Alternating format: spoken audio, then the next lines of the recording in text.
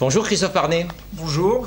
Vous êtes IAIPR de mathématiques, en charge dans l'Académie de Bordeaux de la mise en place de la spécialité ISN dans l'Académie, et vous êtes par ailleurs chargé de mission de la liaison entre le lycée et l'enseignement supérieur, plus communément appelée liaison Bac+3, Bac-3.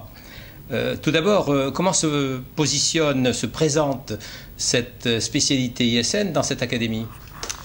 Alors cette spécialité a été assez largement ouverte dans l'académie, puisque potentiellement 2/3 des élèves de Terminal S peuvent la choisir s'ils le souhaitent.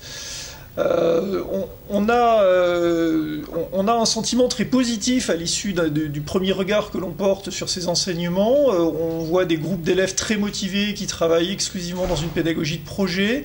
On a des enseignants qui ont été formés et qui sont également très motivés. Dans chaque établissement, on a formé un binôme d'enseignement de 2 disciplines différentes pour essayer de croiser les approches de cette discipline entre guillemets qui n'en est pas une, en tout cas qui n'est pas une discipline de recrutement pour les enseignants. Et donc on pense que ce premier galop d'essai, puisque c'est la première année de mise en œuvre d'ISN, va se développer fortement au cours des prochaines années. Et aujourd'hui, le nombre d'élèves dans l'académie... On a entre 400 et 500 élèves qui suivent cette spécialité. Ce qui est important. Ce qui est important.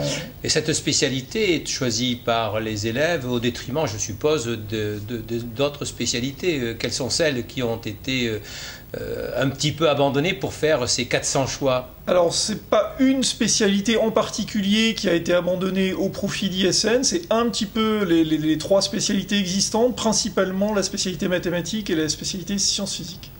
Bon, quand on regarde le territoire de l'Académie de Bordeaux, qui correspond à celle de la région Aquitaine, cette spécialité se répartit dans l'ensemble des territoires, les départements. Comment ça se fait? Comment ça s'est organisé? Absolument. Dans chaque bassin de formation, il y a au moins un lycée qui propose cette spécialité ISN. Et quand il y a plusieurs lycées dans un même bassin de formation, on a un fonctionnement en réseau qui permet aux élèves d'un établissement d'aller suivre cette spécialité dans un établissement voisin.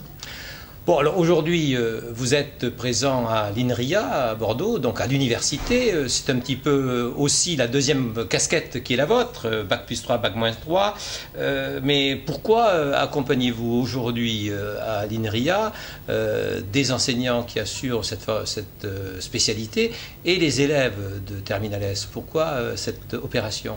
Alors, les objectifs sont multiples. On a d'abord la volonté envers les élèves de leur montrer un petit peu un état de la recherche dans le domaine de l'informatique et des sciences du numérique, avec peut-être leur donner l'envie de continuer dans cette voie. Dans les filières scientifiques, dans le supérieur, on a besoin d'étudiants, donc l'idée est de leur montrer ce qu'on peut faire, les intérêts de cette filière-là. L'idée, c'est aussi de leur montrer les métiers de la recherche qui sont souvent peu connus, avec l'idée que les élèves, les lycéens se construisent un meilleur parcours d'orientation. Et puis, au-delà des élèves, au travers de diverses initiatives, l'Académie de Bordeaux cherche à développer une communauté d'enseignants du secondaire, de l'enseignement supérieur et de la recherche.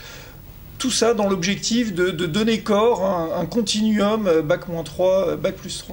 Et comment ça se déroule, cette relation entre les enseignants du supérieur et les enseignants du secondaire? Très bien, surtout que dans les initiatives que l'on met en œuvre actuellement, c'est quand même sur la base du volontariat, et donc on a des enseignants du second degré et des enseignants de l'université, notamment de Bordeaux 1, qui sont très contents de pouvoir travailler ensemble et de tisser des liens. Et le souci d'avoir un plus grand nombre de scientifiques, ou plus exactement de titulaires du Bac S qui poursuivent des études scientifiques, doit être au cœur de la préoccupation des enseignants. Absolument. Vous l'avez dit, non seulement des élèves, mais également des filles. Et si vous voyez aujourd'hui les élèves qui sont présents, vous verrez qu'il y a de nombreuses filles, qu'il y a une vraie mixité dans les groupes d'informatique et de sciences du numérique. Et avez-vous prévu d'autres liens particuliers avec des organismes de recherche sur Bordeaux en particulier? Oui, nous organisons cette année des stages de formation continue en immersion pour des professeurs du second degré dans des laboratoires du CNRS. Une dizaine de laboratoires du CNRS sont partenaires de cette opération et accueillent entre 30 et 40 enseignants du second degré. pour cette année. C'est un partenariat qui est appelé à se développer dans les années à venir. Et on a une deuxième initiative aussi qui est en cours d'élaboration, qui est un projet pour l'instant, donc qui n'est pas finalisé. C'est un projet d'échange de services entre professeurs du second degré et professeurs de l'Université Bordeaux. Donc c'est vraiment une réalité d'action et très dynamique. Absolument. Il y a une vraie volonté dans l'Académie de Bordeaux de développer cette liaison Bac-3, Bac+3. Merci beaucoup, Monsieur Barnier. On se tiendra peut-être informé de la suite des opérations, parce que je crois que le ministre souhaite que l'option ISN ouvre également pour d'autres séries de baccalauréat, donc il y aura peut-être beaucoup de choses à dire dans les mois, dans les années qui viennent. Sans doute, en tout cas, nous serons prêts à donner suite à cette initiative si elle a lieu. Merci beaucoup. Merci à vous.